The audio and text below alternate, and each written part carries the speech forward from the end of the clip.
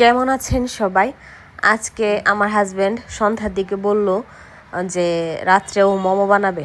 সন্ধ্যার দিকে ও বাইরে গেছিল, তারপর তখন রাত প্রায় 10টা সাড়ে 10টার মতো বাজে। বাইরে থেকে আইসা ও মোমো বানাবে। এখন আমি ডোটা বানায় দিচ্ছি, আমারে বলছে কিভাবে কিভাবে বানাবো। তারপর এখানেও যে কিমাটা করছে মুরগির মাংসের কিছু মানে হাড় ছাড়া মাংস নিচ্ছে, ওইটা দিয়ে ব্লেন্ডারে কিমাটা করছে। আর এখন আমাকে বললো পেঁয়াজ কাঁচামরিচ এগুলো একটু রেডি করে দেওয়ার জন্য। তো পেঁয়াজ কুচি কাঁচামরিচ কুচি এগুলো করে দেয়া। এখন যে একটু আদা রসুন বাটাও লাগবে, আদা রসুন বাটতেছি। তারপর আমি বললাম তুমি শুধু আমার একটু ভিডিও করে দাও। পরে বলতেছে যে আচ্ছা ঠিক আছে, আদা রসুন তো প্রতিদিন বাটেই মানুষ, এটার ভিডিও করতে হবে কেন? পরে বলছে যে না করে দাও প্লিজ। পরে সে একটু ভিডিও করে দিল। এখন বললো ধনিয়া পাতা কুচি লাগবে, তো ধনিয়া পাতা কুচিও রেডি করে দিতেছি। আর ডোটা ময়দা দেওয়া করছি, মানে ওই বলছে কিভাবে কিভাবে করব। ময়দা দেওয়া করছি, আর যে বলছি একটু সরিষার তেল একটু লবণ দেওয়ার জন্য, আর এমনি একটু কুসুম গরম জল দিয়ে ডোটা মাখাইছি। আর ও সয়া সসও নিয়ে আসছে, কিমাতে তো সয়া সস দিতে হবে, এর জন্য সয়া সসও নিয়ে আসছে। ও এখন কিমাটা বানানোর জন্য মানে বানাইতেছে আর কি। প্রথমে পেঁয়াজ কুচি দিছে, তারপর যে মাংসের যে কিমাটা করে রাখছিল এইটা দিছে, তারপর ওই যে ধনিয়া পাতা কুচি টুচি এইসব কাঁচামরিচ কুচি এগুলো দিবে আর কি, সয়া সস দিবে, একটু লবণ দিবে। এইখানে আমি টেবিলটা ওরে রেডি করে দিছি। ও যে মোমো বানানোর জন্য যে মানে শিটগুলা বানাবে, মানে রুটিগুলা আর কি, এইগুলা বানাবে। এইখানে আর কি এর জন্য টেবিলটা রেডি করে দিলাম। আর যে স্টিমারটা আছে, রাইস কুকারের যে স্টিমারটা তো আমি এখনও পর্যন্ত কোনো কাজে লাগাই নাই। তো স্টিমারটাও বের করছি, বের করে যে ধুয়ে রাখছি আর কি। মোমো বানাইতে গেলে তো স্টিমারটা লাগবে। আর এই যে ও এখন রুটিগুলো বানাইতেছে।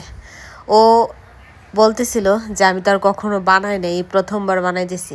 তো বিগ সাইজ মোমো হয়ে গেছে।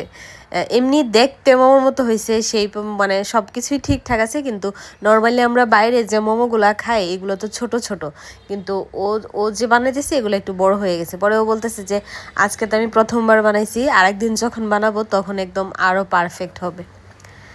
তো ওই সবগুলো রুটি বানাইছে, বানানোর পর এই যে এখন আর কি কিমা ভরতেছে। আমাকে জিজ্ঞেস করছিল তুমি করতে পারবা? পরে বললাম যে পারবো চেষ্টা করলে। পরে বলে আচ্ছা থাক আমিই করতেছি। এখন আমি ওকে অন্যান্য হেল্পগুলো করছি, কাটা বাছা এগুলো রেডি করে দিছি, বাটাবাটি। এখন ও বললো যে রাইস কুকারে জলটা দেওয়ার জন্য, গরম হওয়ার জন্য এটার উপরে স্টিমারটা বসাবে। এই যে সবগুলো বানানো কমপ্লিট। পরে ওর মানে আগে আমাদের খেয়াল ছিল না, ওরও খেয়াল ছিল না যে গরম জল তো একটু লাগবে। পরে এই গরম জলটা হইতে হইতে এখন ও যে মোমোর সাথে খাওয়ার জন্য এই যে এইখানে একটা কাঁচা আমের চাটনি বানাবে। এটা যে কাঁচা আম, কাঁচা মরিচ, লেবুর রস, লবণ, ধনিয়া পাতা এইগুলা দিয়া আর কি এটা ব্লেন্ড করবে। তো এখানে কোয়ান্টিটি অনেক বেশি হয়ে গেছে, এই মোমোর জন্য এতটা দরকার পড়তো না। তো এটা তো আর মানে ও বুঝতে পারে না, আমরাও বুঝতে পারি না, এটা পরে আর কি আমরা বুঝতে পারছি। স্টিমারটাতে ও একটু অয়েল ব্রাশ করছে, অয়েল ব্রাশ করার পর মোমো দিছে। আর এদিকে জলটা একদম মানে গরম হয়েছে, ফুটন্ত গরম জল। এখন এই যে মানে ও বসায় দিল। এটা 15 মিনিটের মতো রাখবে আর কি, স্টিমারটা মানে স্টিম করবে আর কি 15 মিনিটের মতো। আর এই যে চাটনিটা যে বানাইছে অনেকটা হয়ে গেছে, এতটা তো লাগবে না, কিন্তু এই চাটনিটা অনেক মজা লাগছে। এটা খালি খালিও খাওয়া যায়, মানে আমরা কাঁচা আমের শরবত খাই না, এরকম আর কি স্মেলটা হয়েছে। যাই হোক, এটার 15 মিনিট পর এই যে মোমো হয়ে গেছে, এখন আমরা খাবো। ও যেহেতু বিগ সাইজ মোমো বানাইছে এর জন্য 6টা হয়েছে। যদি আমরা বাইরে যেরকম খাই ছোট ছোট বানাইতো তাহলে হয়তো বা 10টা বা 12টা না হলেও 10টার মতো হইতো আর কি। কিন্তু বিশ্বাস করেন টেস্ট ওয়াজ সো গুড, মানে অনেক মজা হয়েছে, অনেক অনেক অনেক মানে অনেক মজা হয়েছে। ওর প্রথমবার ট্রাই এত মজা হয়েছে, ও যদি আরেকবার বানায় তখন আরও অনেক মজা হবে। তো এখন রেডি করে নিলাম, আমরা খাবো।